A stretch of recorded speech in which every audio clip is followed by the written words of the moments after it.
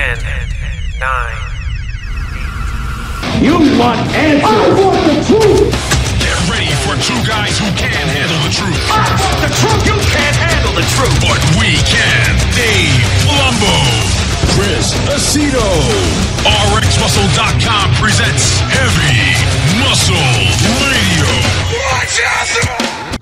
Welcome to another episode of Heavy Muscle Radio. I'm Dave Palumbo, and I'm joined, as always, by the technician, Chris Aceto, on this January 14th, 2019 evening. And Chris, we are inching closer to, I guess you could say, what the Arnold Classic would kind of be the first big bang show, which is coming up the first weekend in March. And then, but I like January. I'll tell you why I like January. It's kind of mellow. There's no bodybuilding, what I call responsibilities. You know, we still do tons of content on RXMuscle, obviously, but it's not like I have to worry about who's competing and who just placed and what this and that. And it's kind of like a little more laid back. Obviously, I got my shoulder fixed, about 4 or 5 weeks ago, and so I'm recovering from that. So it's kind of like a little break in the action.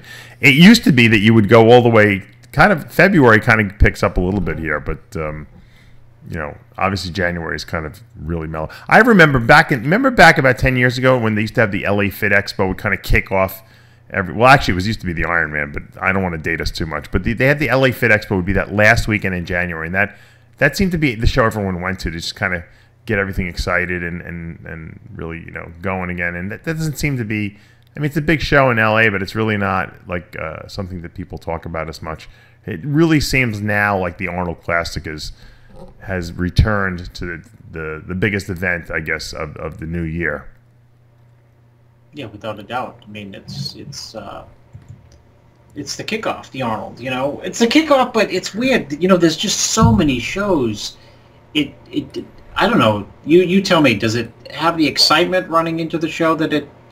I mean, it should this year because it's a tough lineup. Yeah, it does. You know why? Because we really, I guess, get people stoked up about it because no one else talks about it. You're right. There's no magazine. Like it used to be Blackman would time and Flex Magazine. They would time like their magazines to come out a month before, and it's like an Arnold preview, and everyone was, oh, wow, this guy, that guy. Now, no one even talks about it. I mean, you have guys on social media posting pictures of themselves, what they look like, this many weeks out, that many weeks out. Yeah. But no one really is. We kind of probably the only people who really do like an in-depth analysis type shows. We do pre-interviews with a lot of the, the top names that are going to be competing. And that's really what gets people excited to think about it. And then, of course, if we're at the show, which usually we are, the big shows, covering the show obviously is huge. But if you think about it, not many other sites or anythings really do any previews for it. It just kind of like people wait till it happens and then they try to cover it by, streaming it from their iPhone or putting up a couple like videos. And then you get a couple of the social media or the YouTube stars out there will grab content from everyone's site and kind of do their analysis and hope that their huge, YouTube following will just watch them, which they usually do. So I mean, that's what it's amounted to. I don't think anyone really does analysis anymore like we do. Even the other like sites that actually are out there that are kind of like analysis sites.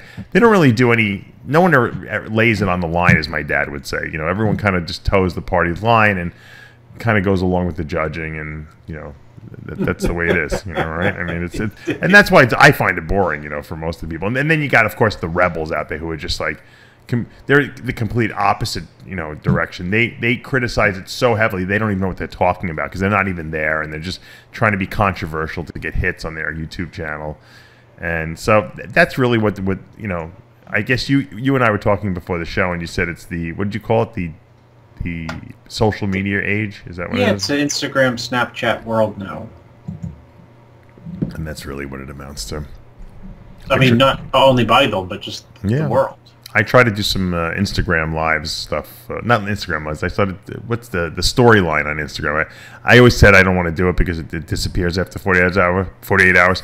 So I was doing it this weekend just to see what the response would be. I don't. Yeah, even know if there was a I saw the kids on there. One was driving a Mercedes. Yeah, my son has a nice go car. kart, and the other one was. I thought that your daughter was driving. But I saw that your wife was pushing her on her little car. Yeah, she's in the red car. Yeah, it took Logan 3 years to figure out how to work it, but now he's like Mario Andretti in that car. He goes in. Not only does he go, I see a lot of kids figure out those cars. My son doesn't want to just go forward. Like, he knows reverse. He likes to reverse and do 3-point turns, and like he had to wait till he had the car mastered. He doesn't want to just go forward and turn. He wants to do everything in the car. So. Oh. He's a big shot. Speaking of kids, I did tell you that I escaped the dreaded midlife crisis of a minivan for my family. I know. How did you avert that? Well, I just refused to get a minivan, even though they are the best vehicle to move around a family. Yeah, I was going to say, you know what? I didn't really want one, but now that I have one, I'm like, now I know why. When I go to Florida, I always rent one. Now I know why everyone wants them, because they're very convenient and they fit a lot. And they drive well, right? They're very. You know what the truth is? I have a BMW X5. Was when I turned my Mercedes in and we got the minivan because my wife wanted that. My lease was up. My wife said we had a BMW X3, like a smaller one. She's like, when that X3 is up, you can get whatever you want. You know, on the lease. I don't want to, because I know you turned the Mercedes in. That was your favorite car. So I was going to get the BMW M3, which is like, the sporty fast car. And then I'm like, what am I doing? I'm like a dad now. I'm like, I don't need to speed around. So I got the X5, which I'm actually really happy. It's like it's like a bigger SUV than the X3, and I'm super happy. And the actual truth is that my kids we could put the car seats in the back of that and have plenty of room. But my wife likes the extra, Amanda likes that extra trunk space, which is handy when you go in shopping and stuff like that, what the minivan gives you. Plus, the minivan has a third row. So, I mean, theoretically, now that I'm going to have another child, it probably will be way more handy than my car. So, I don't know. I think that we have friends down here that have like 5 kids and 6 kids, and they look like the buses, they take you to school. I didn't even know they made. There's like 6 rows. I didn't even know they made families with 6 kids anymore. Yeah, I know. My Amanda's cousin had. Let me figure out how she did this. She had one, and then another boy, and then she wanted a girl, but she got twins, so she got 2. There's 4. And then she got pregnant by accident after that, or something like that. And she had, I think they have 6. No, they have 6. I don't know where the 6th one came from. Maybe they wanted one more. I don't know. And then they got another one by accident. They had 2 accidents, I think. But yeah, people have a lot of kids, I guess, nowadays. You said you like a lot of kids, right? You and Aaron Singerman wanted like a whole football team, right? I do and I don't. You got to catch me on the right day. Well, you have 3 boys, so you would like a girl, right? Yeah, would like a girl. I would like a girl unless it's gives me as much headaches as the boy. I don't think. It's funny. I don't think it's they fun. will. Yeah, I know somebody with 4 girls and 1 boy, and the boy is the youngest, and the 4 girls was just the easiest he told me to raise, and then he had the boy, and it was like going to him hell. Everyone has different styles. I heard that boys are easier than girls. I think the boys initially are tougher, and then when they, because when girls get to that age where they're dating, forget about it. I think you want to lose your mind. Now, I don't know. I haven't got to that, but I can only imagine. Yeah, right. I can only imagine. I'll be too old to be like that like terrorizing father. I'll have to use my wit. I'll have to use my wisdom of being older to combat the boys. I'll have to do some psychological warfare on them as opposed to physical warfare. You just have to wield a gun or something, or yeah, no, I'm not into that. My friend Charlie, I'm just like, you gotta arm yourself. He goes, I said, Charlie, I don't feel comfortable having a gun in the house with the kids. You get a gun safe. In Florida, you got to arm yourself. You're not in Long Island anymore. He says, if people break in, you got to be able to shoot them down, dead. I said, "Oh my God." Oh, did we talk? We didn't talk about that last week, did we? About the I don't believe we did about the Robby interview, Robby Robinson. Well, we did, but there was a problem with the radio show. So a lot of Oh, there people- was. What was it? Was it?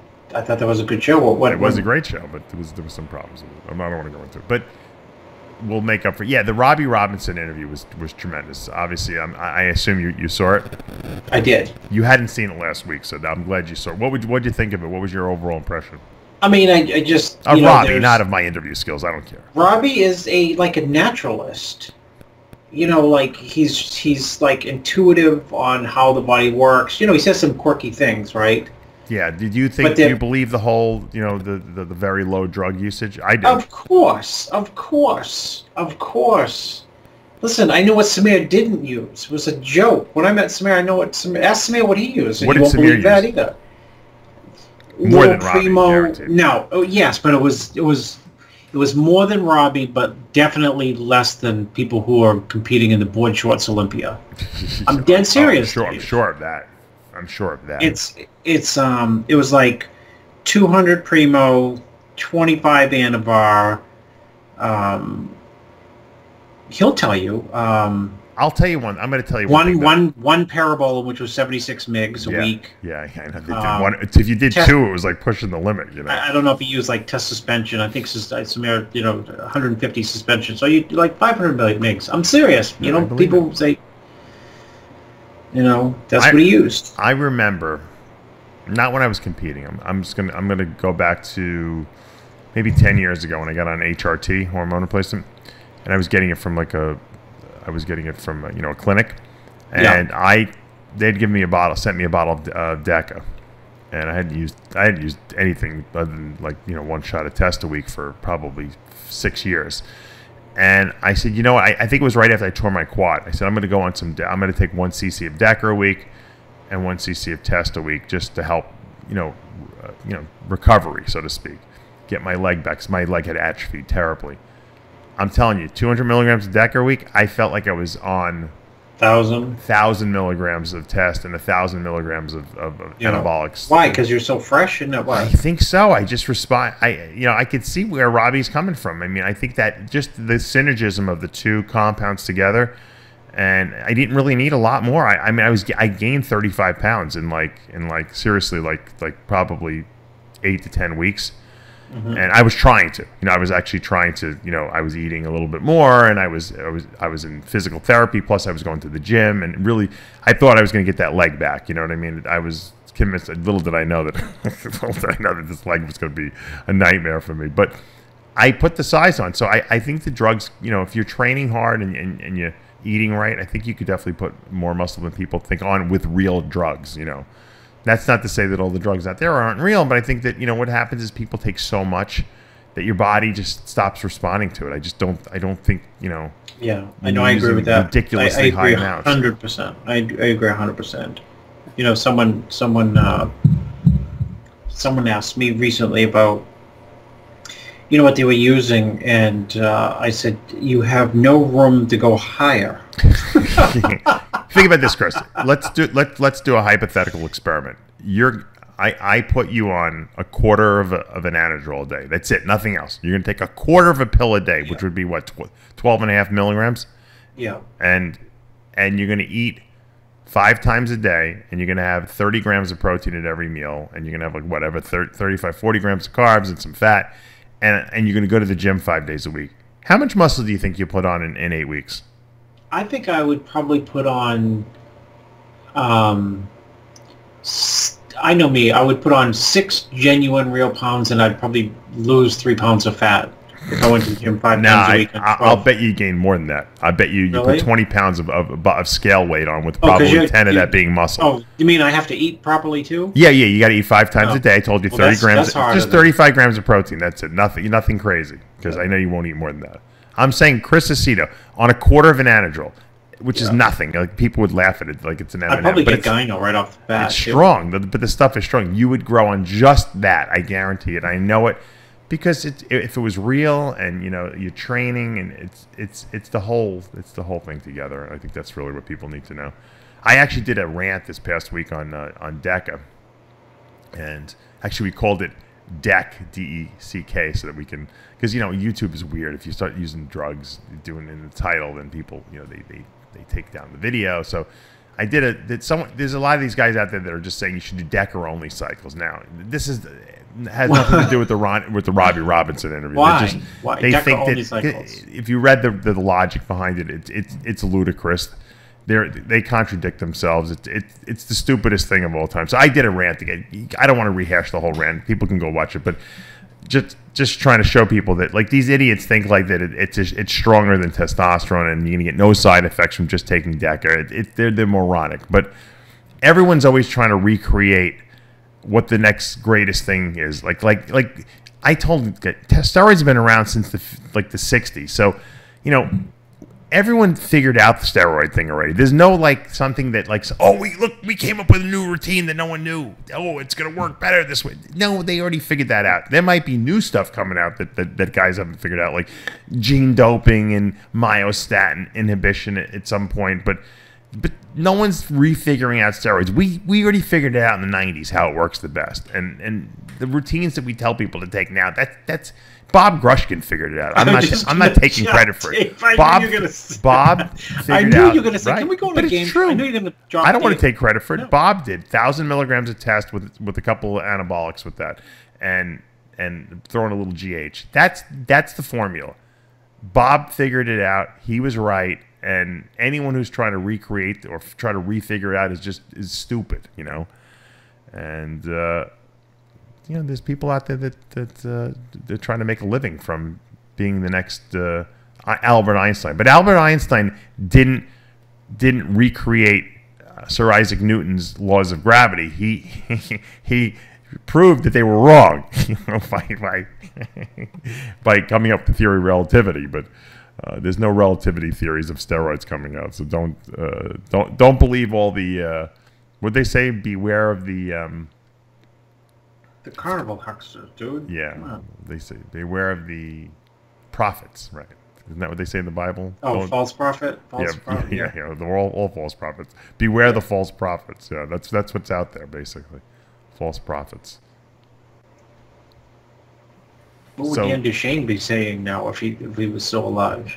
Between Dan and Bob, probably that's where probably most of today's information course. came from. I would think. Of course. Dan just was like trickles down and gets refiltered. Right. Dan was a little more extreme with his Yeah, he was extreme. With experimenting with people. Bob kind of knew what worked and stuck with it. He didn't try to come up with any kind of kooky, crazy theories. But Dan just figured out a lot of shit. Dan brought clenbuterol to the market, which probably I think was his greatest contribution, really. Because there's no better fat burner than clenbuterol. Yeah. How did he find it? What was he? Yeah, he was really high on it. Yeah, I don't know where he got it from. I think they had it in Mexico, and I don't even know how they figured out that was. It must have been in some esoteric article. Because you got to remember back then, if you wanted to find a journal article, there was no internet, so you had to go to the library. And so these guys like Duchesne would go to the library and they would just research They'd go to the UCLA library. Yeah, probably. Yeah. They did. They used to go to the UCLA. Did they really? Yeah, because Samir used to go. And they'd get but Samir didn't know what he was reading. Dan knew exactly what he was reading. They would read the microfilms, right? Yeah, remember microfilms? Microfiche, right? Microfiche. Yeah, well, you'd have to go and you'd have to tell the you'd look in these I remember the first time they showed us how to do a term paper. It was traumatizing. Just for people out there who come from the internet age, this is what you had to do. You had to go and look in these books. What's a book? What's a book? What's a book? In the book, it would be a book of what journal, what's in the journal articles, and you'd say, okay, I'm going to look up a book for steroids. I'm looking the book for the term steroid. So any place has ever been there was any kind of journal article on steroids, it would say, okay, Journal of Endocrinology, March of 2010, and you'd be like, all right, you take that reference and you'd give it to the librarian. The librarian would then have to go and find the microfilm, okay, that had that article on it, and she'd give you this roll, and you'd have to go to this machine where you would feed this like film into the machine, and you had this big screen in front of you. It looked like a transparency machine, but no one else knows what that is either. It was basically a big screen, and you'd have to turn this handle, and it would flip the microfilm, and you'd all of a sudden you'd see all the newspaper articles or all the journal articles, and you'd see page after page after page, and you'd have to find what month it was according to what you wrote down the reference, what month, what journal number. And then you'd have to go, when you found that journal, you'd have to go through it and find the article. Oh, there's the article I found. Holy shit. And then you'd have to sit and read it. And you'd have to write down notes because I don't think you could photograph it. I don't think they photocopied it, did they? No, you can't. Dave, I just had this conversation. I just had this conversation with someone today. You know why? Why? I had something to do in real estate, a dispute, and I just went to the city to look at microfiche. And my wife said, "Did you print it?" I said, "No, you can't. I took a picture of it with my iPhone." Yeah, I think back then you could pay to like get photocopies made of it. I don't remember how it worked. No, you know what? I'm thinking some of the machines, some of the microfilm machines had an ability to photocopy. Okay, the one that I was on. But you had to put a dime in there. Remember, it was a dime per photocopy. So you had to have a whole handful of dimes, because if you didn't have a whole handful of dimes, you couldn't photocopy anything. And of course, they never had change at the freaking library.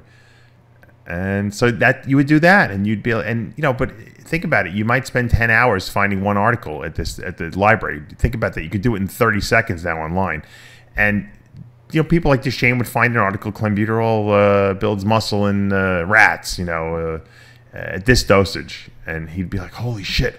All right, I'm going to find this stuff. Oh, they make it in Mexico. All right, it's an asthma medication. All right, I'm going to try this, and then I'll experiment on all these people I'm working with," which he probably gave them way too much or way too little, and figured out the right dose. And that's how they figured shit out back then. And that's, I mean, it was a very involved process, so no one did it because, first of all, most people weren't smart enough to do it. Secondly, it required a lot of effort and work, and so there was only a very few people who were able to do stuff like that. Dan Duchesne being one of those guys. Probably Bob did it too, I'm sure. No. But can you imagine when I was training in Maine as a teenager? Dan Duchesne used to summer in Maine, and he'd crazy. be there's no degrees of separation, right? It's crazy. I wish I would have known Bob like Dan like John Romano did. They lived together for a while. I know. That's crazy. Yeah. Then again, I probably would have been so corrupted if I would have lived with Dan. I probably wouldn't have been. It wouldn't have been a good influence. I would have been very knowledgeable, but it wouldn't have been a good influence. I probably They used to sit. Dan and Romano used to sit out in front of Golds when I was out there, and they would sit on the bench for like hours a day. They would have like a radio show with no audience. I'm serious. Like if Dave Palumbo would walk by, they'd engage Dave Palumbo in a conversation. Wow, Mike Mensa walked by, they'd, you know. Right. Mike Christian went by, and of course it was all drug related. Of course. Can you imagine? Too bad that Dan died, man. What a great interview that would have been with Dan, just to find out how his mind worked. Ugh. We really missed the boat with him. Well, you know, dead too early. He went to the University of Maine. You know his understudy, right? What was his study? What was his? Of course, you know he's a savant. So what do you think his understudy was? You mean his It's what he went. His degree was in. Biochemistry? I don't know. Theater. Oh, that's right. Someone told me that. I think Romano told me that. Yeah, because theatrical. I didn't know until I knew him from when I was like 15. Right. 16, 17. He'd come to he'd live. Was he the steroid guru then? Yeah, but there was no internet. I didn't know that. I just knew him as the guy in the gym in Maine. Right, but he was writing. Wasn't he writing for Muscle Media 2000? He had the No, that was what. Did he have the 84? Oh, so this is before he even wrote the Underground Steroid Handbook. Yeah, I think so. Wow. And then I went out to California. I'm like, isn't that the guy from Maine from my gym? Did he recognize you? Of course, yeah. He had a photographic memory. Yeah, no, he did. He befriended me. I mean, he was great. He was one of the more. He was the most. He was extremely generous. You know. I don't know too many people that didn't like Dan. He was pretty. You know, if you were an authentic person, he was kind of pretty good. I think he didn't like phonies. You know. Yeah. That's funny. He had. You're right. He would have been a great interview because he had never-ending commentary on any subject. You know, I got to get back on the show. I got to get Michael Zampano back on the show. because he knew Dan intimately. He wrote the Underground Steroid Handbook for Dan, essentially, with him. Yeah. He's a people forgot. I've had him on the radio show before many times, but I have to get him on the TV show now because there's a whole new generation of people who kind of missed. Nobody would know who Zimpano was. No, you don't even need to because he used to teach something called Sunday School. They called it at Gold's Venice. It was basically like steroids 101 every Sunday. after everyone worked out in the morning, Sunday morning, he would teach the classes on how to use steroids because no one knew back then. There was no internet or anything like that. And then him and Dan wrote the Underground Steroid Handbook, and then Michael started Champion Nutrition, which was really one of the first really good nutrition companies out there. I mean, there was Weider, but the Weider products really weren't high quality. They were just marketed very well. Michael actually had some science behind all his products. Yeah. He really had. We credit Scott Connolly with the first meal replacement shake, but really it was Zimpano. It was Zimpano with Metabolol. That was really the first meal replacement shake. Connolly just and had Bill Phillips marketing his stuff, so I think they just had a better marketing scheme. It was a little better quality too. Connolly came out with, but Zimpano was the first one to really realize that was something that bodybuilders needed, not just powdered skim milk with sugar, which is what everyone else was selling at the time. Not Zimpano, but Dan Duchesne used to have that. I used to call it Agent Orange. Ultimate Orange. Yeah, but I called it, Agent Orange. Yeah. They had purifedrin there. People loved it. Oh gosh, you know what? You could train back for a month on that product. I never used it. Dave, looking back, I don't really think that he had purifedrin in it. I think he had pure methamphetamine. You think? Yeah, there probably was meth in there. There's no way. There is. You know how I know, Dave? What? I used that product like twice. I'm dead serious. Twice. Dan gave it to me. Dan gave it to me, and I was probably, isn't this funny, 16. Wow. And he gave me a bag, like a baggie. It came in a baggie. Did your parents ever tell you don't take food from strangers? And he said, whatever, this is how you use it, mix it, and he always had a crazy look and a crazy intonation about his voice. Right. And he said, I would use it in 2 seconds. You look like a nervous Nelly, though. How long did it take you to try it? He said use 2 scoops, and don't use more than 2 scoops. And or did you take one? No, I used 2. Uh-huh. And I was up for 20 hours straight. That was after working out. Yeah. So I was always this way. I would. You were very productive for the next. Yeah, I'd err on the side of caution and Chris cleaned the house and did all his homework. I can't use. I was 15, 16. I said I can't use this because then I'll get used to it and I'll never be able to train without it. Right. That's funny.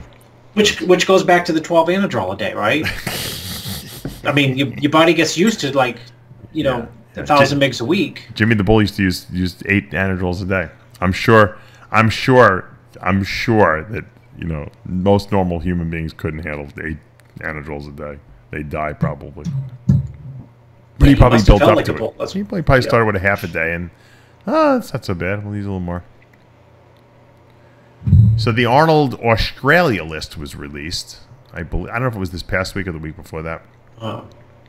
And it's similar to the Arnold Open in the USA. But we got a couple extras. We got Jeff Beckham on the list, William Bonac, Brandon Curry, Mark Petrucci, Andrew Hudson, Steve Kuklo, Joshua Norwitz, Steve Orton, who's from New Zealand, Sam Pierce, Luke Sandow, obviously you're helping, Mikhail Volinkin, Justin Wessels, Akeem Williams, Ruli Winkler, and his brother, Quincy Winkler, who is now doing the Open, not the 212.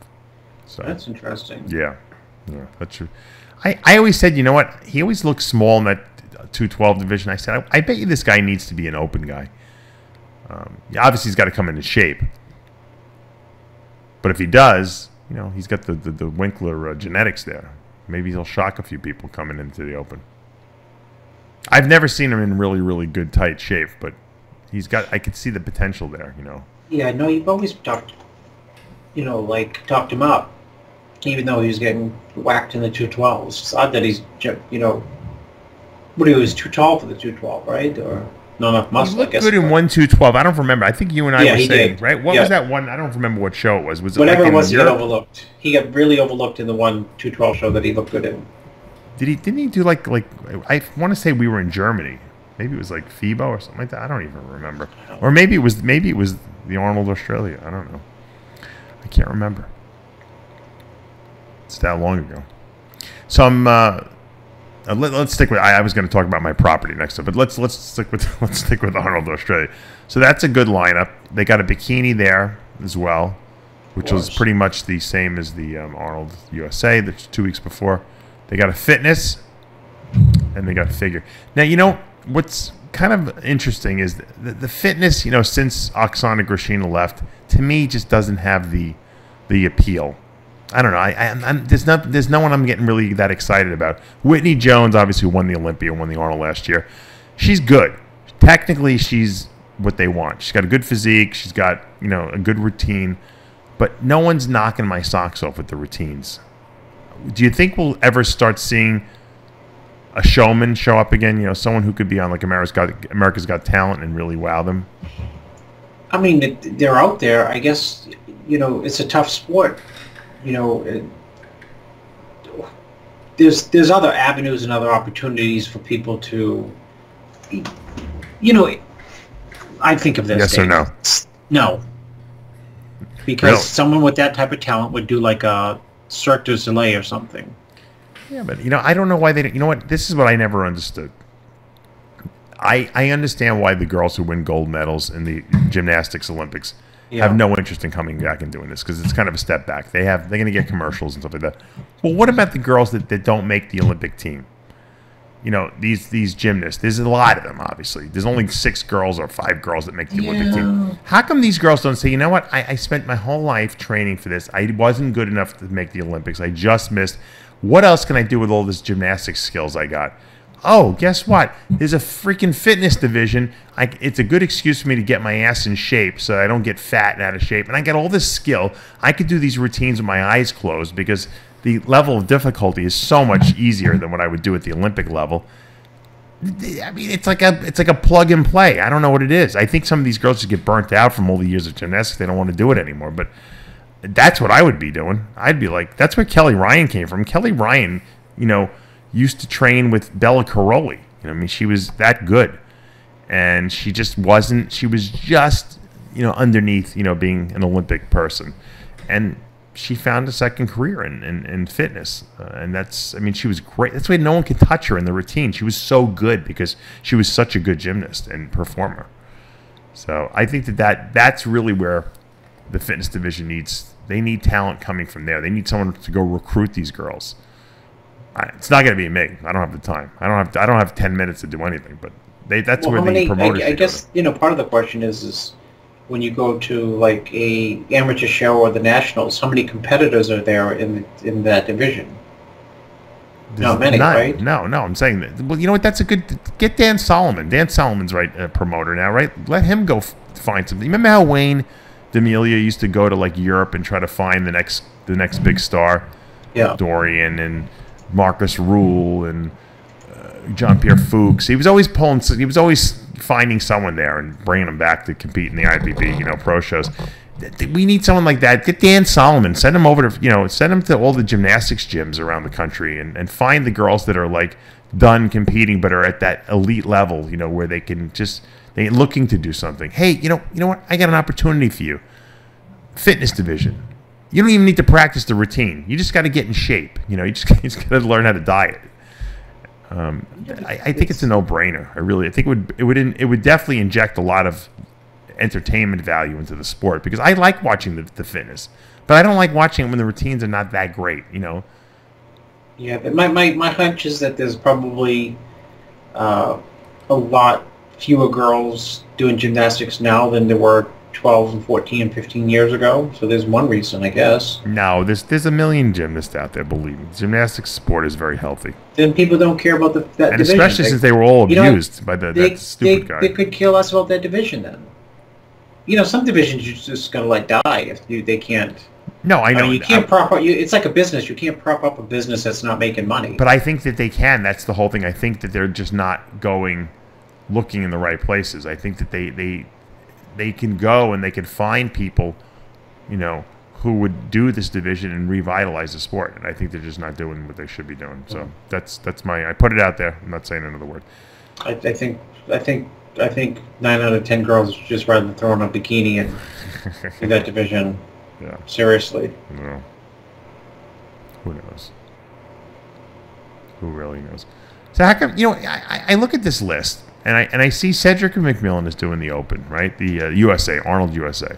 I don't see him on the Arnold Australia list. Why would the guy do the Arnold Classic and not 2 weeks later do the Arnold Australia? No. What's wrong with him? How come he can't just do the smart What's that saying? Beats by his own drum, drum by his own beat. What's that saying? He gets beat by his own drum. That's really, you're right. You got it right. Beats his own drum, lives by his own drum. He does the silliest thing. You said it yourself. We talked about this. He always missed the show he should have done. Even Steve Weinberg and I talked about this. We're like, why isn't this guy at this show? He always skips the show that he should have done and he would have won and made a lot of money. I don't get it. I don't. He has the weirdest, who's his advisor? I don't know. Who's advising this guy? I don't think he listens to anyone. That's the problem. He has the ability to win the Arnold USA and shut it down. Right, but why? If you win the Arnold USA, you go to Arnold Australia because chances are you're going to win that too. You've already done the work. You're in shape. Well, maybe you'd have to be a bum to lose the week after. I don't know. I can speculate. It was maybe that he was there a few years ago and wanted to do it last minute, and they said no. Yeah, but you know what? He shouldn't do that. He has to tell them ahead of time. Who does things the last minute? Well, fuck. A lot of people do things the last minute. You know what? He didn't. They probably. I'll tell you why he didn't let him do it. They probably asked him. They probably asked him, and he said no. He's not interested. If Cedric does the Arnold a few years ago, the fact is that he was in Australia because I was there, and he wanted to jump in at the last minute. Yeah, it's unconventional. It's not fair to the other athletes. So why do they have to register? What do you want to be? Come on, dude. Fair. We don't want him to jump in at the last. What do they have to be prepared and stuff to know? You know what? I mean, it's just the fact that Cedric can't adhere to the rules. That's well, you know what? If Kai Green decides 5 days before the Olympia, hi guys, by the way, I didn't tell anyone I want to do the show. Right. Let him in the Olympia. Yeah, if it's the best bodybuilding show on earth, let everyone competing it. Yeah. If it's the Arnold Classic, like the real one, not the B version ones that are in Brazil and South Africa where anyone can win it. If it's the Arnold Ohio or the de facto Arnold Ohio 2, which is the Arnold Australia, you get the same lineup. And somebody wants to show up at the last minute and get in the show. What is the harm? I'm going to tell you why. Because they probably asked him ahead of time, hey, we see you doing the Arnold USA. You want to do Australia too? Nah, I'm not interested. That's guaranteed what he said. This is kind of a different sport than football and basketball. You have to almost kill yourself to get ready for some of these shows. Yeah. Literally. I don't know. I don't have the answers. Meaning sometimes the professional bodybuilders deserve the benefit of the doubt. I don't have the answer. He's probably doing it. He's probably just forgot to submit his application. He'll be there and they'll be like, how come I'm not doing the show? They'll be like, you never registered. Hopefully he listens to the show. Maybe it'll remind him to go over there and hand his name in. I mean, maybe in the real world, maybe he doesn't know if he's going to get first or dead last at the Arnold. True. Ohio, and maybe if he gets dead last, he would say, you know what? Why am I going to have the promoter waste the money to fly me out there just to look like shit? Well, like you said, you have to go into every show assuming you're going to win. So I don't think that would be necessarily his mentality. But you never know with him. You never know. All I know is that he does things very unconventionally, and I think it's cost him a lot of good opportunities. But hey, as long as he's happy, it's his life. I always found don't impose your own. Chris, we were just talking about kids. Don't impose your own will on what other people want to do. Yeah. Let them do whatever. Actually, speaking of the Arnold, I heard that Tony Doherty is going to be the MC of the Arnold USA, replacing Lonnie Tieper this year, that's unusual because Lonnie's been doing that show for Probably since the beginning, right? Was he has he been going since 1989 or something like that? Let's see, I was there. I don't know if he was there. Because they always had that guy Clint doing it, but usually Lonnie did the men's open because he had the most knowledge about the men. Clint usually does the women. That's going to be a devastating blow to Lonnie. Yeah. Maybe he didn't want to do it anymore. I don't know. I highly doubt that. Tony's good. I'll give Tony his props. I think Tony's a great MC. Yeah, he's very good. I agree with you. But Lonnie's just kind of like an institution. Yeah. Lonnie's an institution. Tony does it. I always, what I like about Tony. Well, Tony maybe MCs they can. How about shows. this? How about maybe they can co-MC? No, I don't like that. Tony MCs his own shows. I don't even know how he does. I know. That's how I know he's a good MC because I've been to the show. He's 1 minute he's like vacuuming the carpet. The next he's up there with the suit on, emceeing the show. I always think that was great. He's also he's typically a very good interviewer as well. Meaning he can not only MC but he can introduce all the athletes at the Arnold Australia. Then he can go and interview them after they place, or don't place, and you can get a killer interview as well. No, he's good. He's and then you can go train at his gym. He can do it. I'll tell you why he can do it all, because he loves the freaking sport. He's like, he lives for the sport. That's true. And that's why he's good at what he does. Plus, he's got a good personality. You got to have a good personality to be an MC and to interview people. You have to be able to laugh at yourself a little bit. Tony's good like that. He's always been very grounded and down to earth, and people can relate to him. And I remember when I used to interview him when I worked for MD, and when he was doing that Arnold Australia, it wasn't even called the Arnold Australia, it was called the Australia Grand Prix. Yep. And it was like 10 guys were in the show every year, and he would bring them in. He'd pay for a couple of them, and he would tell me like what he would do for he'd pick them up at the airport. He had food. As soon as they got off the plane, they got to his gym. He had like 6,000 chicken breasts available and baked potatoes and rice. And he always stressed how important it was that he fed these guys and had them in a nice hotel and had made it a good experience for them. And I don't even think he was making money back then. He was probably breaking even. Yeah. But he didn't care. He wanted to have the show every year. And I was like, I loved having him on because he had so much like energy and passion for what he was doing. And I knew he wasn't making a lot of money from doing it. And because he put that energy into it year after year after year, it grew and grew and grew. And then he added that expo. Once he added the expo, he started making money. I know he was making good money. And then Arnold, came along with Lorimer, and they said, hey, let's team up here. You got a great deal, and we want to expand to the Australian continent.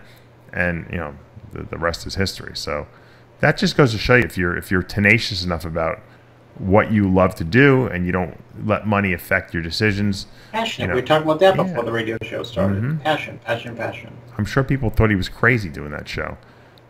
No one else was bringing in, top bodybuilders for a pro show in Australia. It was only him. And people realize he wasn't even running Australia. The Grams were running Australia at the time. They couldn't run it.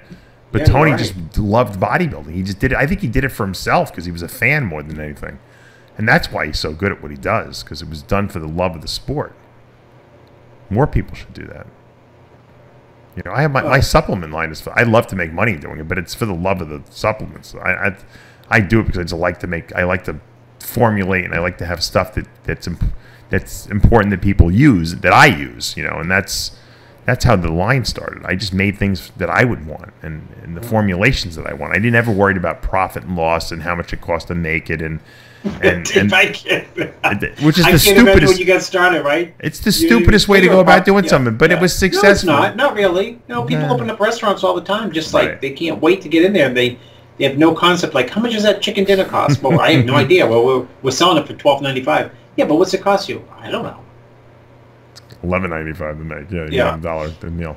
But that's, I guess that's how you get started. And people, what, that energy that you put out there is contagious. And I think that's really what it is. When people, see me talk about the supplements and they see the science behind it, they get excited as I do, like I do, if you're really into that stuff. And they say, well, screw it. I don't care if it's a few dollars more. It doesn't matter to me. I want the best. And Dave puts out the best stuff. And I understand, why he does it. And that's really how Species Nutrition became that successful. Speaking of, while I'm on the Dave Palumbo plug circuit, the Guru course. The Guru course is coming up on February 23rd. What game show? When are we going on? We should do match game. Like $24,000 pyramid. Yeah. Yeah. Yeah. Drying hard. February 23rd in Cape Coral, Florida. It's actually, I can never predict which class is going to fill up. Sometimes I have it fills up immediately. This class has been filling up very quickly, so there's only 4 spots left. So guys, if you want to sign up for the Secrets to Becoming a Diet Guru course, which is my course where I cover everything from diet and supplements and drugs and how to be a coach and how to get people in shape and how to get them big, and I talk about everything. If you want to do that or sign up for the February 23rd class, it's a 10-hour seminar. I buy you guys lunch, and we have a bunch of fun stuff. It takes place right here in my office in Cape Coral, Florida.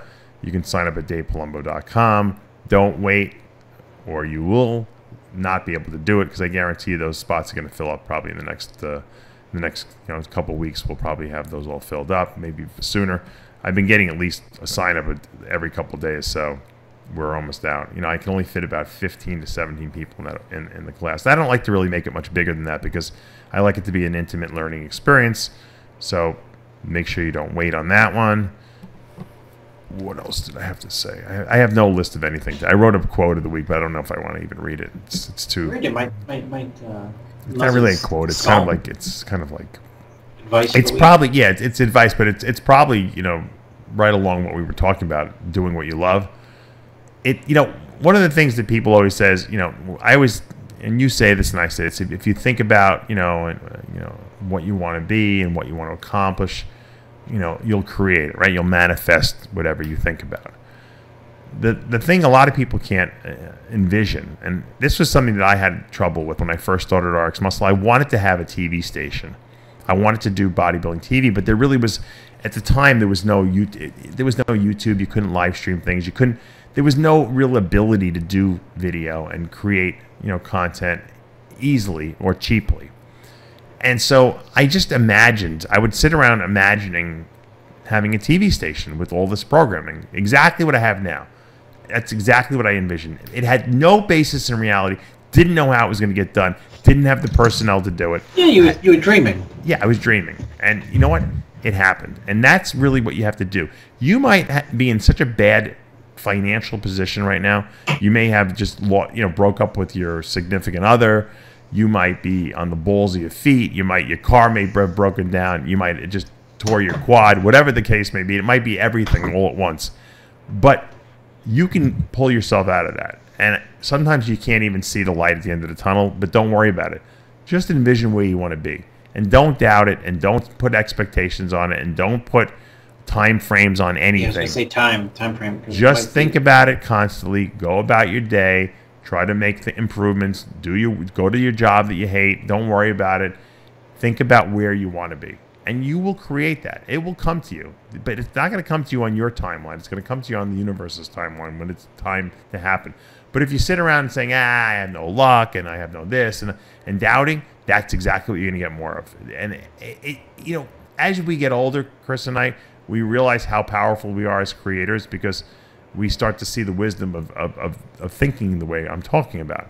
When you're a little younger, you can't see that wisdom. You can't see the light at the end of the tunnel. You don't believe it, and because you don't believe it, a lot of times it's hard to create it. That's why you see people who are very successful when they're young, and you're like, how the hell did they succeed?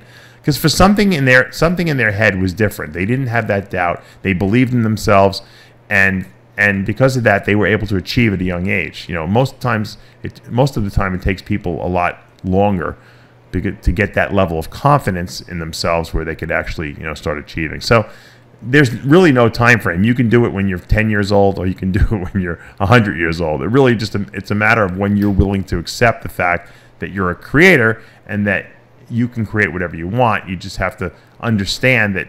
Put it out there. You don't have to think about it obsessively. Just put it out there. This is what I want, and I guarantee it will come to you in one form or another.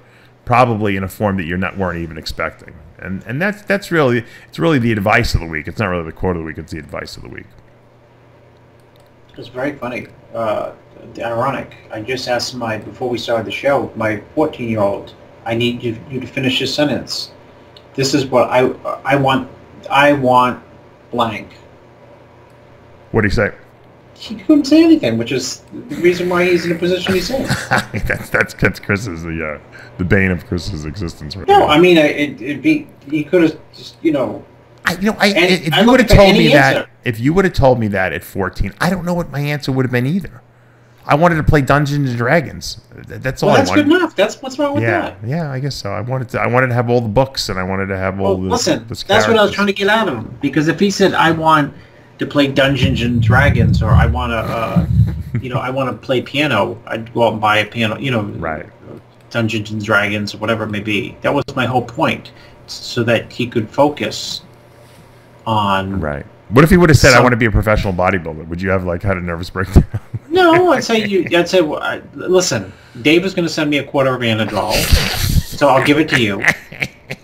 And you have fresh receptocytes. That's right. You'll put 20 pounds on like a week. Crazy. No girl will ever look at you. And I'll probably go to jail. No, you'll be like, I'm hiring Boston Lloyd to help you out. That's all. If you want to be a professional bodybuilder, I'd say, you know what? Send him over to Milos for a week. Send him to Milos camp for a week to do giant sets with him in California. I would. If I have a kid, my son wants to be a bodybuilder, I'm going to send him to Milos. I'm going to send him to Dorian Yates. I'm going to say, look, Logan, you're going to go train with Dorian Yates for 2 weeks. If you can get through the 2 weeks with Dorian Yates, then you can be a bodybuilder. But chances are I'll probably say, fuck this, I'm not doing it. Too hard. Maybe. But I would support him if he wanted to bodybuild, I mean, he met, it's funny. He hung out a little bit with Sergio when we were out in California a couple of years ago. Did he really? Yeah, we went to Gold's Gym at like midnight. Me and my two oldest kids, maybe they were like 12 and 11 then. Dad, where's your picture on the wall? Did they give you No, that? well, he did this. He was talking about, and that's my dad up there. And I'm like, who the hell is he talking about? Because, you know what I mean? I'm like, it's just bizarre that of course I know Sergio Oliva is the father of Sergio Oliva Jr., but because Sergio Oliva Jr. never mentioned in a bodybuilding context of any sorts his father with me, when all of a sudden when it didn't even dawn on you. My sons were there, he tried to make the connection, or he did make the connection. Oh, Chris, these are your sons. I'm a son of, and my father's a bodybuilder, and we're here in the gym, and he started talking about his father. I'm like, what father? What father was a bodybuilder? And I'm like, oh my goodness, how crazy is that? I didn't even... You forgot. Yeah, literally. It's a brave new world. Yeah, I don't know what I would do. I guess I would encourage my son to do whatever he wanted, but I would definitely send him to train with Dorian Yates. That would be my... Like I said, if he can make it through that, then he's probably meant to do bodybuilding. I think my son would be too lazy to do that, but who knows? Who knows where kids get their motivation? Maybe it's in the genes. Yeah. I know when I was 15, I was, type A personality, planning my future. It was bizarre. At some point, really? Did you want to do real estate back then? Dave, I will read for you. I have it. I will read it. I've been meaning to read it to you. I was in a bodybuilding magazine when I was 17. Right. And I'm going to get that for the next week's show, that article, and I'm going to read it to you. Because I said that I talked about wanting to bodybuild in the future, but weirdly, I didn't have like this opulent goal of, Mr. Universe, Mr. Olympia, Mr. America, something like that.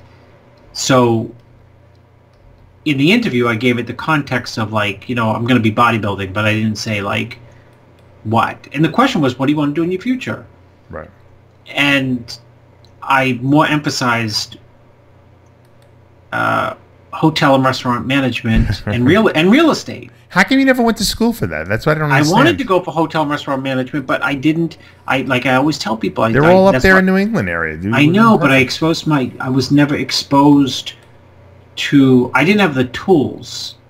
You can only do so much when you're a kid. Your parents would probably, my father would be like, "What are you wasting? You wasting my money here on this stupid school." Yeah. Hotel, restaurant, you're gonna cook. What are you gonna work at McDonald's? Yeah. That's what it was. So I mean, I introduced my kids, like I've told you before, to lawyers, to plumbers, to cleaners, so that they know there are options. I didn't have any options. I didn't know anyone. I just pulled that hotel and restaurant management out of my ass. I heard about it once, and I said, that would be incredible. You mean you get to manage and run one of these, fantastic hotels that I see on TV.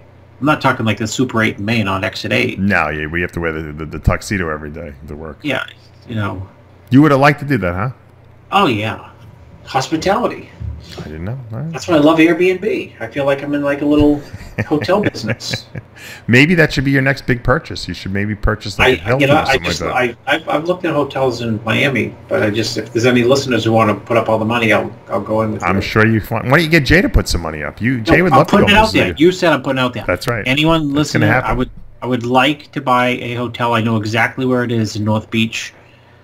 I'm telling you, I think you should call Jay Cutler. He just made a fortune selling his marijuana distribution company there. I think he's your guy. I think he would invest with you.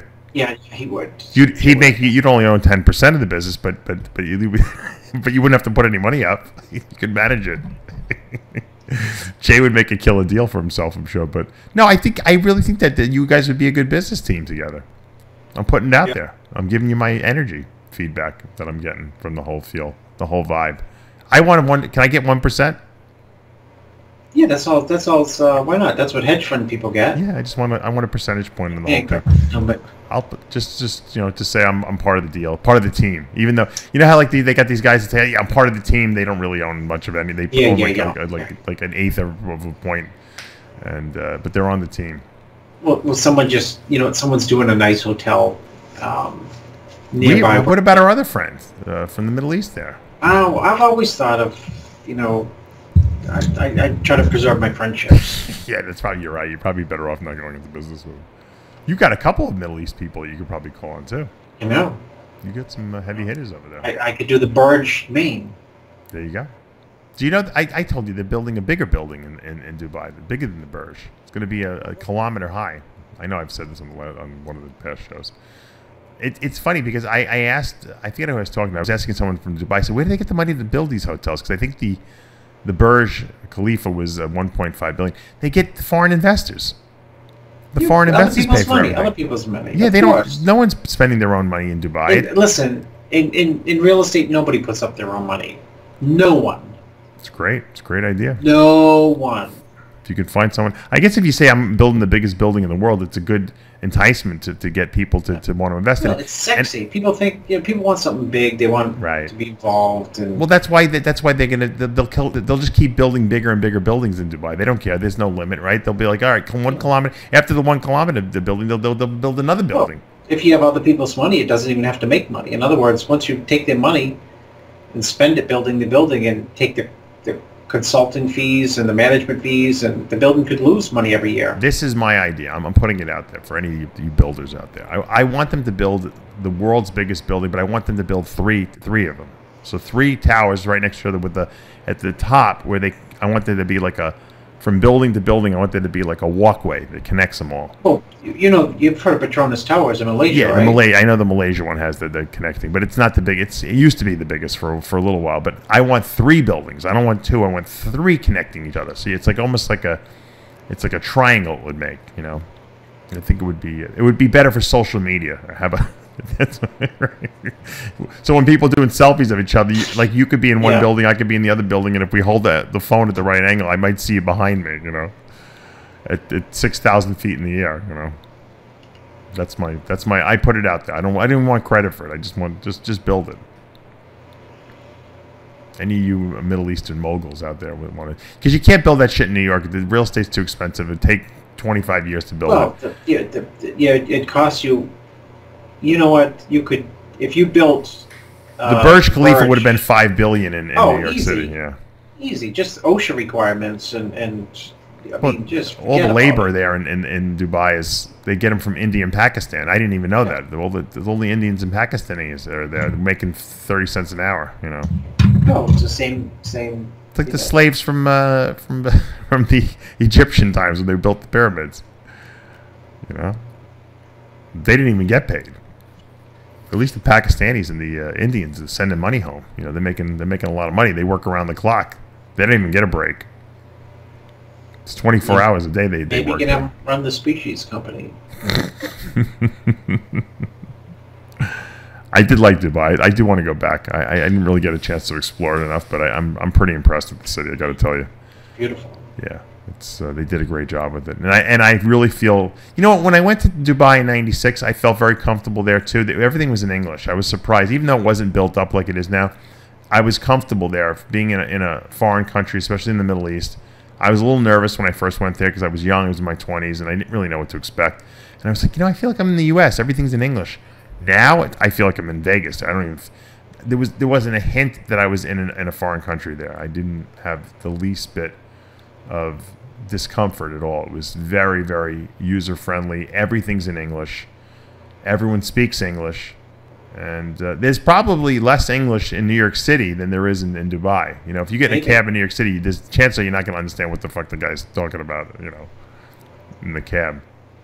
And in Dubai, everyone spoke really well. So I was impressed. That's because English is the language of business. Isn't it interesting that it is? I think more people in the United States speak Spanish than English nowadays. You go over to Dubai and everyone's speaking English over there. No one speaks Spanish. It's the greatest irony. It's called the evolution of our world. Everything's constantly changing. Well, it's getting flatter. Yeah. Everything's definitely getting closer. It seems like. I mean, it's funny. I never go to sleep now because as soon as I'm getting ready to go to bed, I'm getting like text messages from people in India and China because, you know, Dubai. I get the updates. I'm like, all right, I can go to bed now. And then 1 o'clock, 2 o'clock in the morning, all the updates start coming in because they're in the next day already. You know, It's nuts. I did a interview with Dr. George Touliatos, you know, the Greek doctor over there. We talked about. Yeah, I know George. He's all over. You know him. Everyone knows him. He and I talked about different blood markers, you know, for health purposes, you know, cardiovascular disease, lipids, and stuff like that. It was a good interview. I think people would really like it. I know people are responding well to it, so you can check that out. I also did we talk about last time? The show wasn't up, so it doesn't matter. But there was a 90-year-old guy busted he's a cyclist, and they said they tested him the night before the race. What race? 90-year-old race. He did the Masters World Championships in cycling. It was like a sprint race or something like that. And he got drug tested the night before and he passed. And the next morning he woke up. He was in the 90 to 94 age category. I'm thinking to myself, you know what? Probably in 10 years we'll have that in bodybuilding, right? There'll be 90-year-olds competing. Yeah. I'm laughing. I'm like, 90 to 94. It wasn't even 90 to 100. It was 90 to 94. Which implied that there was a 95 to 100 category too. The fact that you could ride a bicycle at 100 years old, to me, is right there. You should be able to do anything the fuck you want. So this guy wins the race, sets the world record. God knows what it is at 90 years old. And they test him because what happens is there's a mandatory test for all the winners.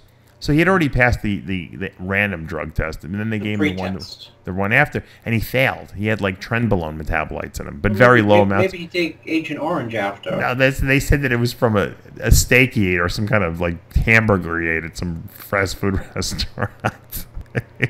But they stripped him. They didn't let him. They took the title. So I'm thinking, you know what? If you're 90 years old, I don't give a. They should let these guys. If you're over 90, you can take whatever you want. Don't you think the rules should go out the toilet? The IOC, Olympic Committee, fucking stupid rules. When you're 90 and over, you should be able to take anything that you want to make your performance better. It doesn't matter. Because if you drop dead, people are going to be like, who cares? He was 90 years old. He had a great life. You know what I mean? I think they got to change the rules. If you're over 90, don't drug test them. Let them do whatever the hell they want. They're handicapped enough alone. They're 90 years old. This guy looks great, by the way. If I make it to 90, I hope I look as good as him. Probably won't happen though.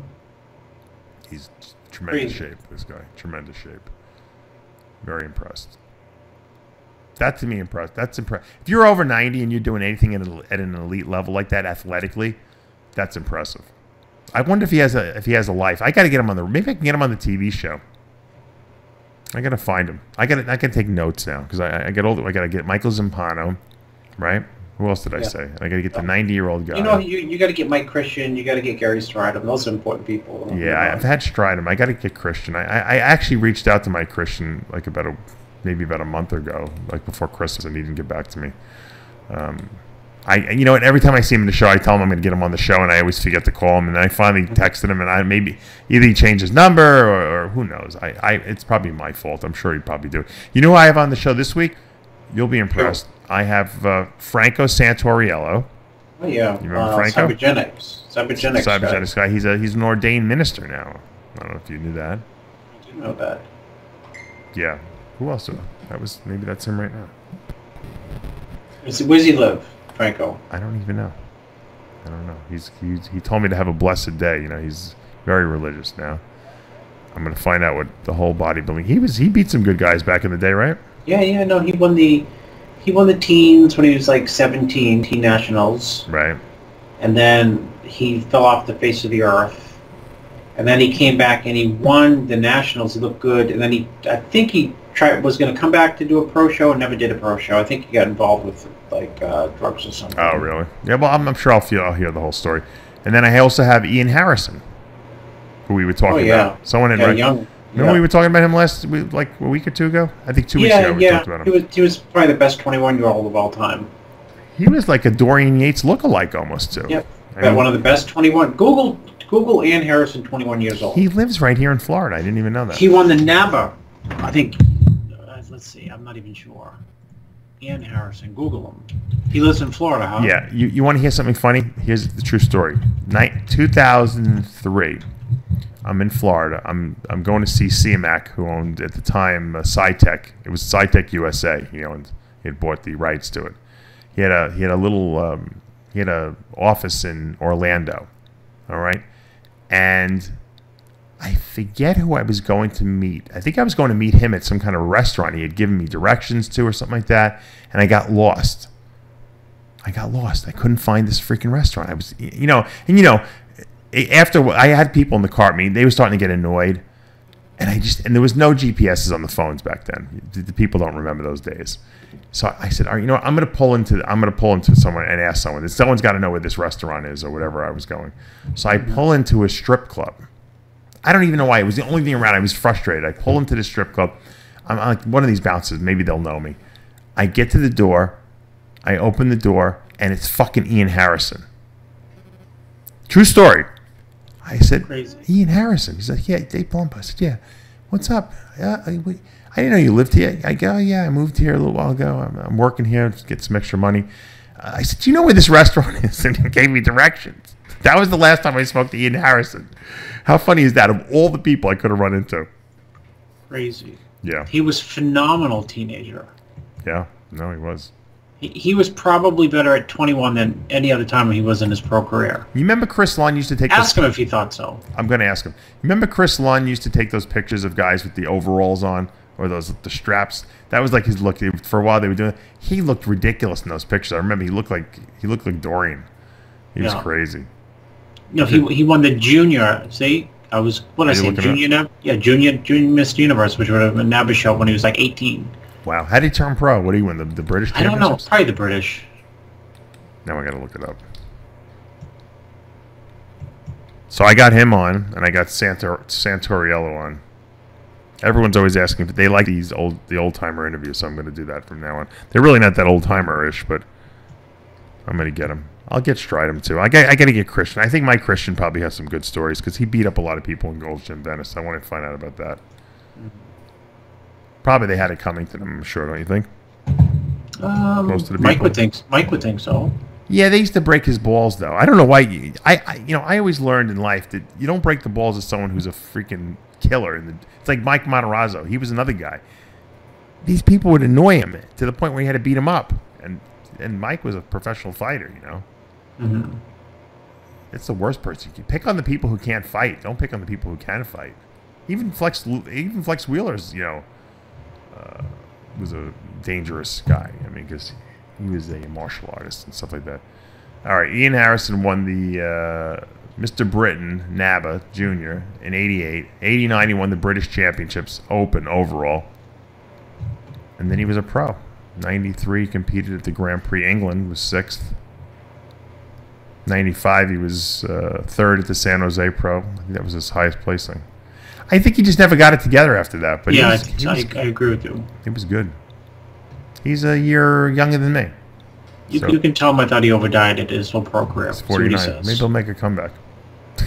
I'll say Chris said you overdieted, Joe.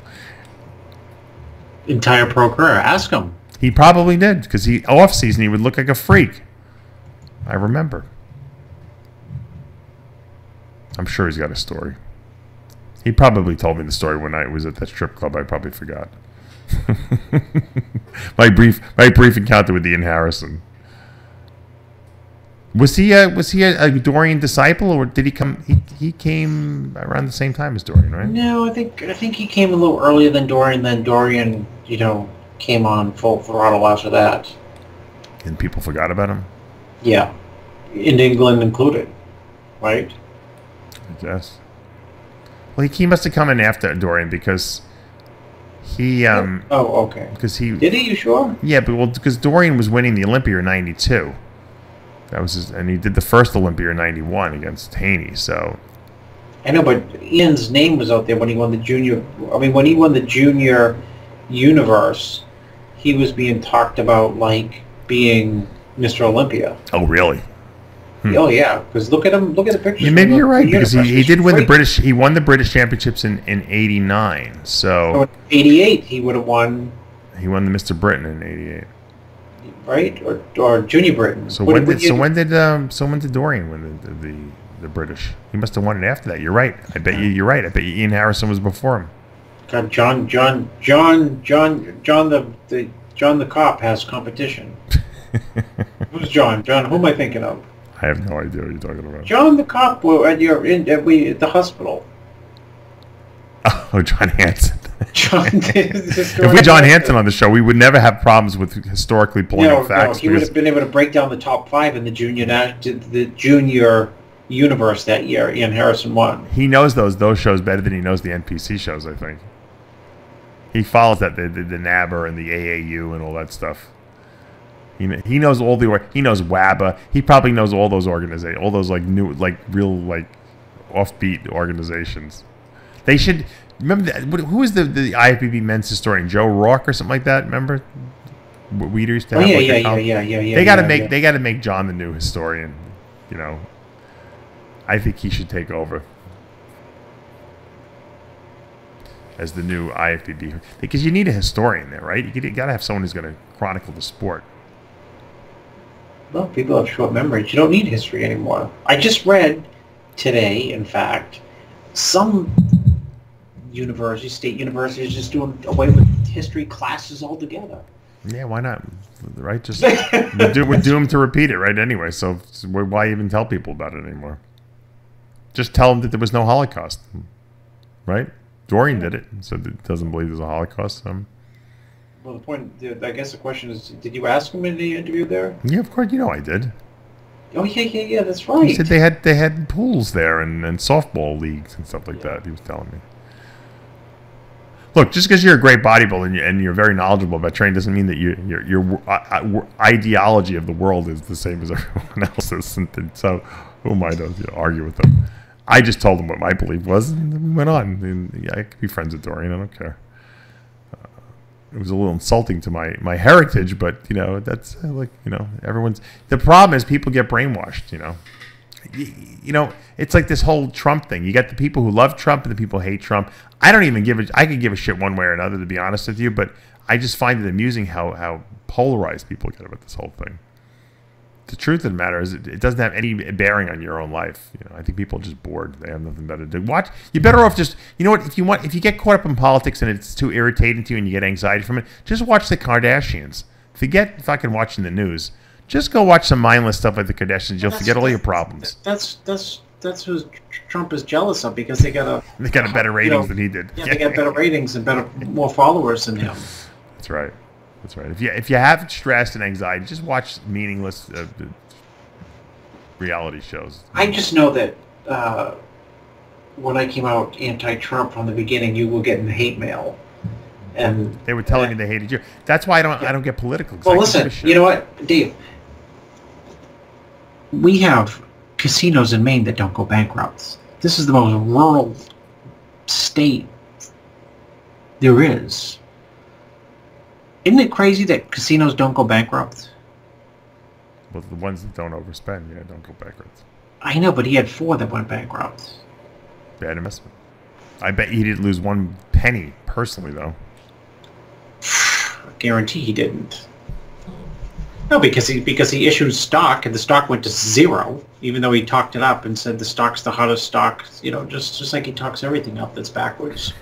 It's the greatest stock. It's just, you know, it's going to go to 200, went to, you know, 0. I would not want to. I always see that the cost. You can have a casino out in the boondocks in Maine, and well, because the cost is low. People will gamble anywhere. You could open a little fucking. I know, that's the whole point. That's the whole. You don't need to wow them. That's the whole point. You don't really. You don't see casinos go belly up. Well, unless you overspend to make them. What was the war they had out there in Atlantic City? Him and Merv Griffin, remember? They fought over the control over, I forget what it was. He had Trump and Taj Mahal that he spent too much money on, and then Merv had the what was it called, resorts? Yeah, they were like right next to each other too. I remember. I think they both went out of business, right? Yeah, I think they, I'm not sure. Well, Merv died. I think I don't know if he died before or after they went out of business, but I thought it was pretty funny. Yeah, Merv was a you know, shrewd business guy too. I didn't even know Merv was a big business guy and you know, real estate mogul. I think he promoted. No one even knows who Merv Griffin is that we're talking about. I knew Merv Griffin as the guy who had a night talk show a night on Channel 5, if you remember. I don't even know what 5 was back then. It wasn't Fox or anything like that. It was Channel 5. Merv Griffin had a show. My father and my mother used to watch it every single night. He would interview different people and they smoked cigarettes. No, they loved it because he had all the top stars on there. And he started the game shows. And he did Wheel of Fortune and Jeopardy, brought those back, and then that's probably where he made all his money. And then he tried to be a real estate mogul. They said he was worth over $1 billion at one point back in the 80s, late 80s. So he must have done something right. Merv Griffin. And look, Trump is his nemesis. Now Trump's president. Merv could have been president probably. If Merv would have been alive, he would have been like, holy shit, if Trump could be president, I could be president. I probably have better people like me better than Trump. It's funny. Maybe Jay Leno will run for president. I bet you Howard Stern could have gotten elected president if he wanted to. Too much stress for him. He didn't need it, but and he didn't want to reveal how much money he was making a year. You know, you got to show your taxes. You're going to be Trump didn't show his taxes. He never did? No, still has never. I thought they were supposed to, that's one of the rules. No, it's like it's a gesture of goodwill.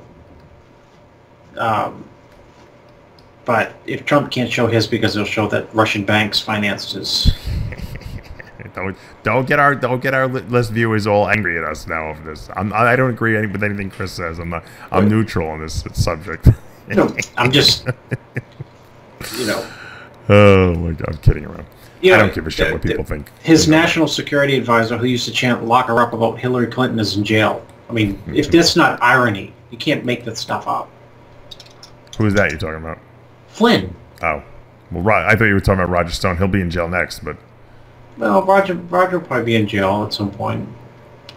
They're going to squeeze him until he, you know.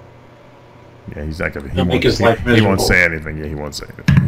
He's a loyalist. Yeah, I doubt he'll say anything. He's a loyalist. I'm looking. Oh, did you say?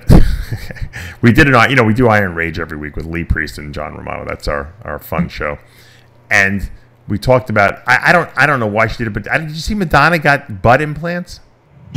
I know, but she was in the news for something ridiculous, and it was over and over and over. And I was like, no, I didn't even bother to follow what she was in the news for. They're the most ridiculous-looking butt implants of all time. Never seen anything stupider. So we were talking about that, and some of the bikini girls that do that in this day and age. To me, that's the dumbest implant of all time. Like, I could see how people do the tattoos, and all right, yeah, I shouldn't have done so many tattoos. I could see boobs. People like boobs. I could see how they could carry over the lips, but why anyone would want to put something in their ass that they have to sit on all day, which has got to be the most uncomfortable thing of all time.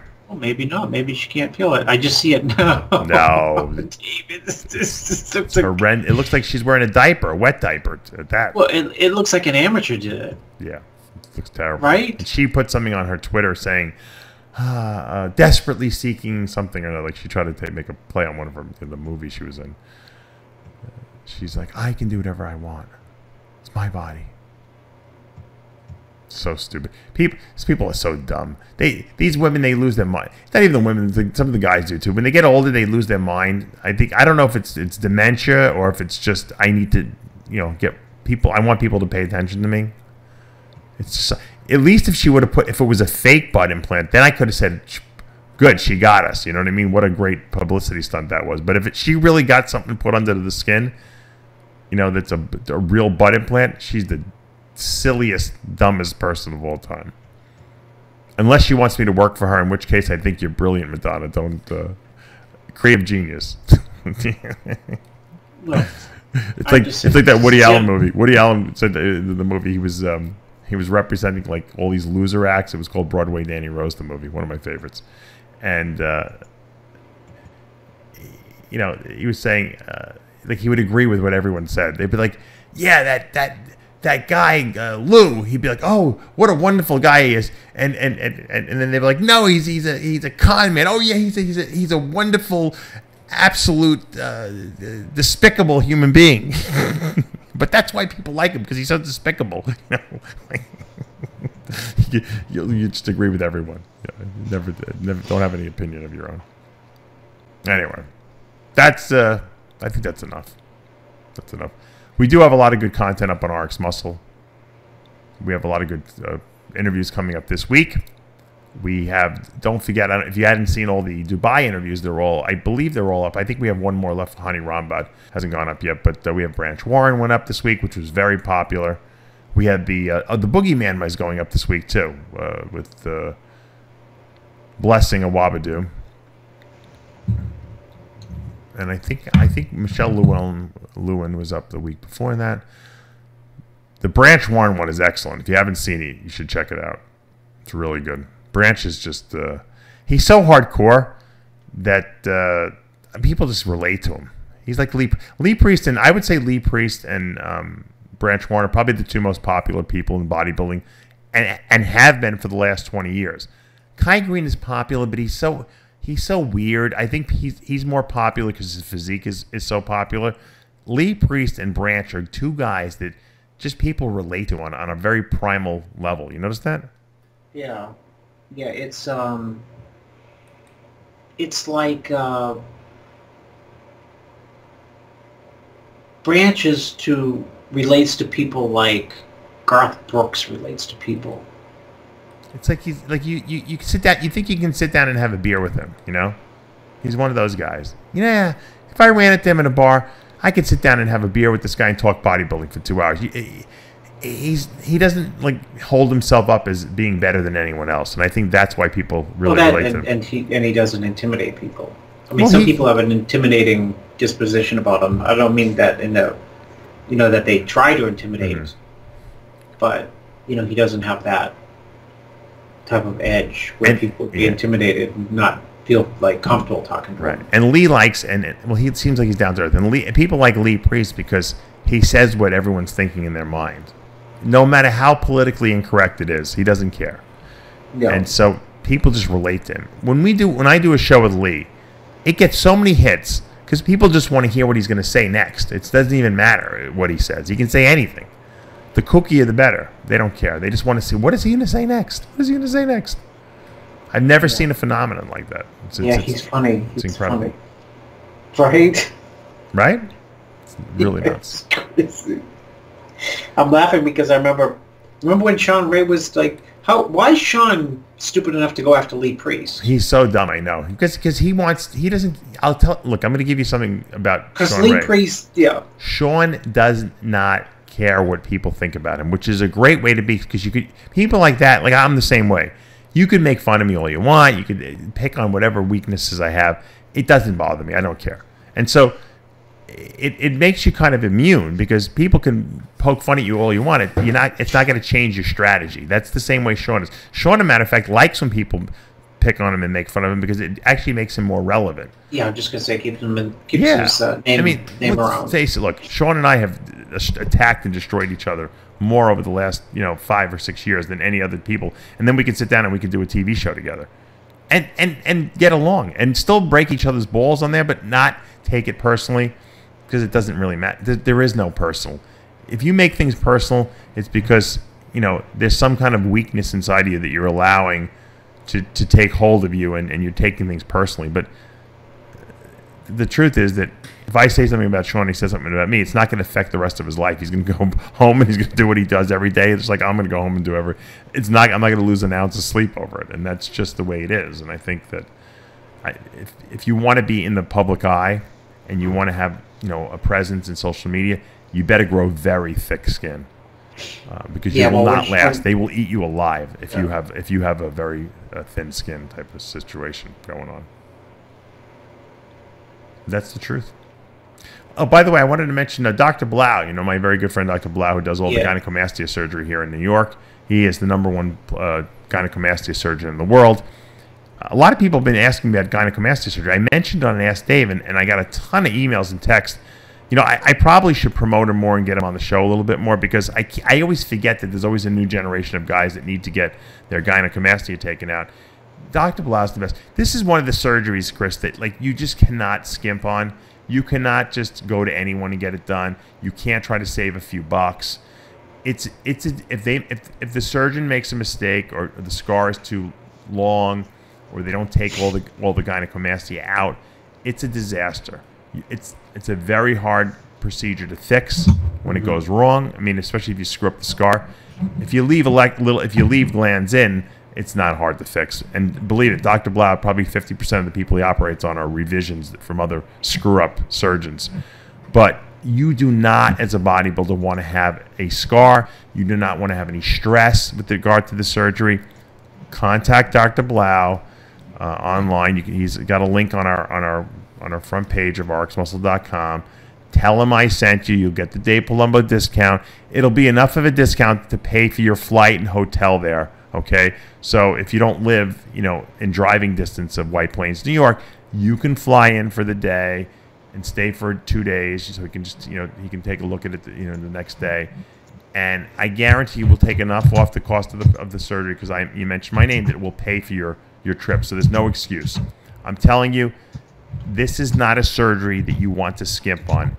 Probably 98% of all bodybuilders have had their gynecomastia removed, whether they be at the elite level or they be at the lower level, because it just doesn't look good. And when you get the surgery done, your chest takes on a shape that just looks completely different. Because let's face it, probably 99.9% of male bodybuilders have gynecomastia. Okay, it's a matter of can you live with it or not. But I guarantee you, if you get whatever you have taken out, it will look 1,000 times better. And I had it done, and I probably have sent seriously like 5,000 to 7,000 people there personally over the course of the last 25 years, and he's still cranking them out. Okay, he does more in 1 week than most surgeons do in 1 year. That's the guy you want doing your surgery. Just like when I got my shoulder done, the guy who does, Dr. Franco, who did my shoulder, he does thousands of them. Okay, yeah, well, that's experience. That's the guy you want to do it. You don't want to go to a guy who does doing it for the 10th time. Yeah, because you're not as good. You're not as versed at it. You want an expert. Yeah, you have less experience. And this is one of those surgeries that you cannot save a few bucks on. Think about if a girl gets breast implants and the guy screws up and leaves a little bit of a scar. No one's going to see it on stage. Dave, it's in everything. You know what? I even how many times have you heard this? Have I heard this? Oh, I'm getting I'm putting a new roof on. This company can do it for $13,000, and this company's going to do it for $9,000. And 3 years later, the $9,000 roof is being replaced by the $13,000 because it leaked like crazy. Believe me, I've unfortunately have succumbed to that. Yeah. You know what it's called? Spending a fortune trying to save money. You get what you pay for. That's what it's called. Yeah. You get what you pay for. So anyway, I gave you guys a little extra heavy muscle. Even though Nick Jelly says I charge too much. He's disappeared. I haven't heard hide nor hair from him. He screwed over a lot of people that have contacted me, but I'm not going on a Nick Trigili. I don't care about it. It doesn't really matter to me. You get what you pay for, right, Chris? You do get what you pay for. Anyway. You know, what comes around goes around. I'm not saying that about Nick. I'm saying that about Sean Ray, but... The truth is, look at the people who've been around the longest. There's a reason they've been around the longest, and they've been doing what they've been doing at a very high level for as long as they have, because they know what they're doing, they're successful, and they're dependable, and that's the most important thing. And that goes to anything in life, whether it be coaching and bodybuilding, gynecomastia surgery, or getting your roof done. It's the same thing. Look for Dave, people who have success. You want to talk dependability? I got my dependability story for you. Right. I have somebody yesterday. Somebody died, and I went to this funeral, and then we went to eat. I didn't want to go, but my sister said, you got to go, and you got to go eat with these people. I said, okay. So I went, and somehow the story, somebody just had a tragedy and needed an insurance. You ever notice how hungry you get after going to a funeral? It's terrible because you think you're supposed to mourn, but the hunger aspect of the going to a funeral is like, I don't know what it is. It's like your appetite triples or quadruples. Yeah. I thought it was just the Anadrol that was stimulating my appetite, the 12 milligrams. So someone tells me, they need help with an insurance claim, and they need it now. You know how dependable Joe is, who came down and saved you, right? Oh, Joe Cherry, yeah, best. So I said, and the person was in just so much stress. They didn't know what to do, and how to make this claim, and they didn't have the money, and I said, I am going to make your day. And I said, I am going to send a text to somebody who is so dependable that no matter where he is on earth and how busy he is going to text me back within 2 minutes with an answer, and he'll want to get your phone number, come meet with you, and get the ball rolling. I sent him the text. Within 30 seconds, he had texted back. That's why Joe makes money. Yeah. I told the story. Joe was off to the races. He was off to the races, going to go see them that day, right after the funeral.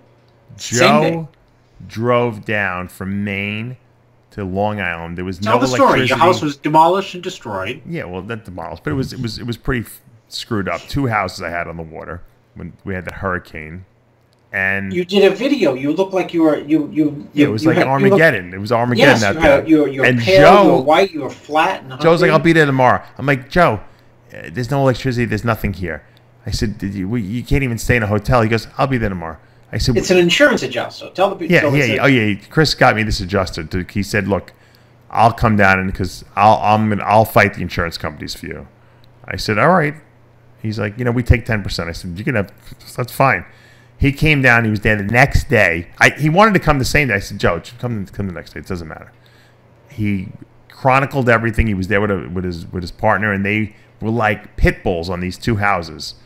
And not only did it come down that day, but he drove down every single time to see these adjusters when they showed up to actually evaluate the house. So they were there. He was like on them like a pit bull on a person's leg, just chomping on them. All right, they're like, leave us alone. All right, just give us your.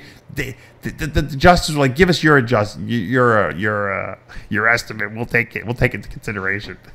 He got me every dime. They didn't fight him one bit. Whatever he asked for, we got. Yeah. And that was, I couldn't even believe it. I was blown away by. We were. You and I were getting on a plane in Brazil, right? I even sold him a tub of protein. I even gave him a tub of protein. Yeah. He's like, can you put me on a diet? I said, wouldn't Chris put you on a diet? He's like, no, what do you got there? Because he saw my protein stacked up in the laundry room. I said, take a tub of this home with you. Do you remember we were in Brazil and somebody called and said your building is on fire? Yeah, you called him in 2 seconds. I know. I said I was in Brazil. I called out and I said, can you handle it? I'm getting on a plane, and I didn't even blink a wink. He's and the best. When I get home, all the paper, all I had to do was go to his office and sign like 500 pieces of paper, and nobody was hurt. There was the building was a total loss, and there was no right. He makes it painless. You don't have to do anything. Nothing. You just have to get the check from him and put it in the bank. That's right. I was shocked. Believe me, that was a stressful time in my life because I had just torn my quad too. Like I remember, yeah. And I said, "Don't worry, I got someone." You're like, "What do you mean?" I said, "Don't worry, I got someone. They'll come right down." I thought you were nuts, but I said, "You know what? I'm going to listen. I have nothing else to. I got nowhere else to go." I felt like the guy. Your neighborhood was shut off by the National Guard was there. Yeah, you couldn't even move. Meaning, you're not supposed to bring someone else's. You're not supposed to be able to drive. Into that area. During the day, but there was the gas stations had no gas. I was like, Joe, you might not be able to get back. I said, it's like, I'll find gas. Don't worry about it. I'll pack it in his trunk. They were great. They were great. But that just is really, I could have forgotten where the story was going, but that goes back to you want the best guy for the job, or the best girl for the job, whatever the case may be. Dr. Blau's the best person if you're looking to get your gynecomastia removed. And if you're looking to do well in shows and plays, you better get your gynecomastia removed. I guarantee you that has cost more people victories in shows and a few people in very big shows. And it's so avoidable. I mean, yeah, it's going to cost you a couple $1,000s, but it's another one of those investments. You're going to probably spend $100,000 in steroids and GH, over the course of your career, if not more. Spending another $8,000 on getting your gynecomastia removed is fine. Isn't it funny how guys have to get their boobs removed and women have to get boobs? Two we couldn't trade off, right? The guys can give the girls their boobs. Oh, does Dr. Blau do breast implants? He did early in his career. He doesn't even do it anymore. He's a gynecomastia specialist. He'll do Botox and facial fillers and stuff like that, but he doesn't even want to be bothered with anything else anymore. He just does that's what he does. He has enough business. He doesn't need to do anymore. Wasn't that a great way to be? Yeah. Yeah, just special. Do what you're good at. Yeah. You know what it is? He's older now, so he's like, you know what? I don't need to do all those extra things. I need to do. He loved doing facelifts back in the day because he's a sculptor by trade. He does some amazing sculptures, and he's just like, you know what? I don't even want to be bothered with it. I'll just do gynecomastia. I love it. It's like he gets off on it. And he's so good at it. He's fast too. No one does the surgeries fast because he knows what he's like. He's like, it shouldn't take guys more than. I know guys that were in surgery for 2 hours to get their gyno removed. He's like, 2 hours. What the hell are these surgeons doing for 2 hours? It's a 15-minute procedure. He said. Isn't Jiffy Lube 15 minutes? It's 15. He could do it in 15. He takes his time, a little longer, so people don't get too nervous. But literally, I mean, if you know what you're doing. Cutting the glands out is like taking a cyst off, Yeah, I was just going to say, it's probably like doing nothing, really, once you get into it. I mean, some of the guys need a little liposuction because they got some fat in there, but most of the people, it's just remove the gland, you're done, suture them up, put a pressure bandage around you, and send you home. See, you could do it if you need to. Yeah, there you go. Fallback, right? Is that what we said? Fallback? Plan B. Plan B. If I can't afford Dave, Dr. Blau, I can go to Dave in Florida. That's right. I don't have enough experience. Don't go to me. Go to Dr. Blau. All right, I gave people a little extra for Heavy Muscle Radio this week because last week the show came down and for unremarkable reasons. But I didn't even know. You didn't tell me. I know, but everyone else got upset because there's only a few people who actually heard the show. But it was a good show too. But there was a couple things that didn't work out right. But anyway, this show was a raving success. We talked about nothing, but yet I'm sure entertained you guys for over an hour and a half while you guys did your cardio. Or whatever else you did. And maybe you're preparing for the Arnold Classic. Maybe you're preparing for the Mr. Long Island. I don't know. But whatever makes the day go a little faster. If you don't like anything, the Trump statements, fast forward that part. That's the wonderful thing about the internet. It's on demand. You can listen to whatever you want or not want. For now, though, we are out of time until next week. Remember, with Heavy Muscle Radio, the truth hurts. Good night, everyone.